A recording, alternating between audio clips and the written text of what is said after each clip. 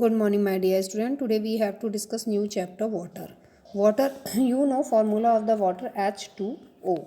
It is a chemical formula of water. It means to say hydrogen के 2 molecule और oxygen के 1 molecule मिलकर के वाटर का 1 मॉलिक्यूल बनाते हैं. वाटर का हम यूज़ जनरली कहाँ करते हैं? ये देखिए पिक्चर में स्विमिंग में कर लिया, ड्रिंकिंग में कर लिया, हैबिटेट जो हैं वाटर टेरेस्ट्रियल या फॉरेस्ट में जो भी एनिमल्स पाए जाते हैं या प्लांट्स पाए जाते हैं वो भी वाटर पे डिपेंड है. एंड ट्रांसपोर्टेशन में भी हम इसका यूज़ करते हैं. नेक्स्ट आता है हमारा uses of water. Uses of water में हमारा फर्स्ट पॉइंट है personal and domestic use. Personal and domestic use में जैसे आप वॉशिंग क्लॉथ कर रहे हैं या आपने कुकिंग में यूज़ करते हैं, क्लीनिंग में यूज़ करते हैं, बाथिंग में यूज़ करते हैं.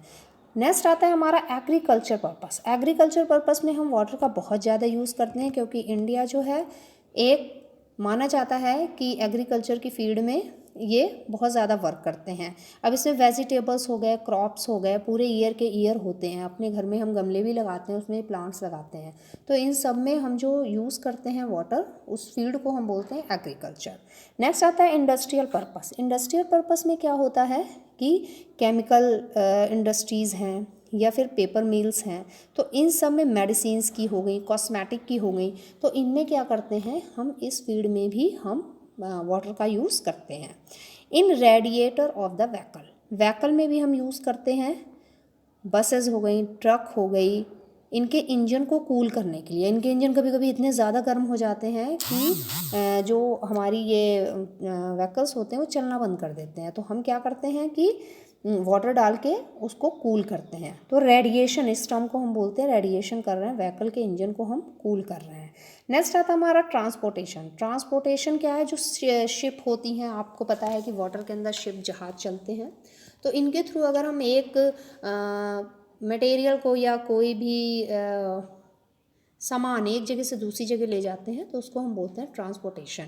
यानी एक स्टेट से दूसरी स्टेट में हम जो रिवर के थ्रू या सी के थ्रू जो हम शिप के को ले जाते हैं तो इस प्रोसेस को हम बोलते हैं ट्रांसपोर्टेशन. नेक्स्ट आता है seed dispersal. Seed dispersal coconut का प्लांट है, आप फिर से पढ़ते आ रहे हैं कि जब सीड जो होते हैं वाटर के थ्रू एक प्लेस से दूसरी प्लेस तक जाते हैं तो उसको हम बोलते हैं सीड डिस्पर्सल और वहाँ पे न्यू प्लांट डेवलप हो जाते हैं. इसके बाद आता है जनरेटिंग इलेक्ट्रिसिटी. इलेक्ट्रिसिटी, हम वाटर से इलेक्ट्रिसिटी भी बनाते हैं, तो वाटर को कलेक्ट करके बनाते हैं. नेक्स्ट आता है हमारा ये रिक्रिएशन. रिक्रिएशन का मीनिंग यहाँ पे क्या है कि जब हम स्पोर्ट्स में या गेम्स में वाटर को यूज़ करते हैं तो उस टर्म को बोलते हैं रिक्रिएशन. इसमें जैसे देखिए स्विमिंग हो गई, रेफरिंग हो गई, बहुत से ऐसे गेम होते हैं जो वाटर के अंदर हम खेलते हैं, प्ले करते हैं. नेक्स्ट आता है हैबिटेट. आपको पता है 3 टाइप के हैबिटेट हैं, मोस्टली 3 टाइप के, terrestrial, forest and aquatic.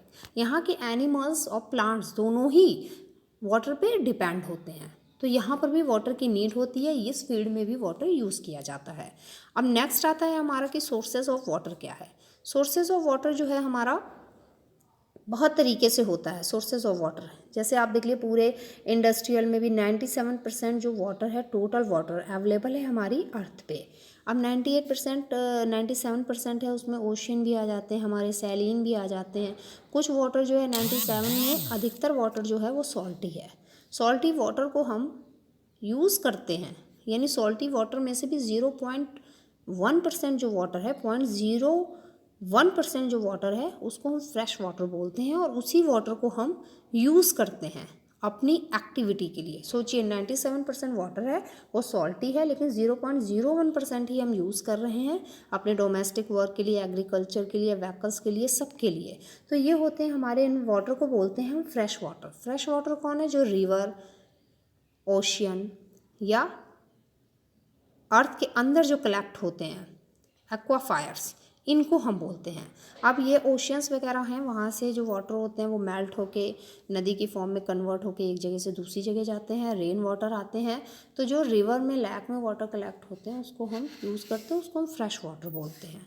Next topic आता है हमारा state of water. State of water 3 type की होती हैं, सॉलिड, लिक्विड, गैस. अब नेचर में भी आपको ये मिलेगा सॉलिड, लिक्विड, गैस. अब नेचर में कैसे मिलेगा?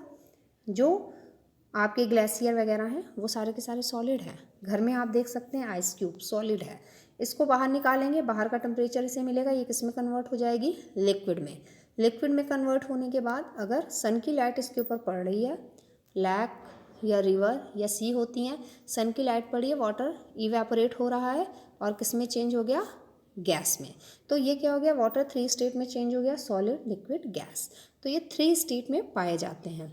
Water evaporate upon heating, water क्या हो रहा है, गर्म हो रहा है, हीट हो रहा है, इवेपोरेट हो जाएगा।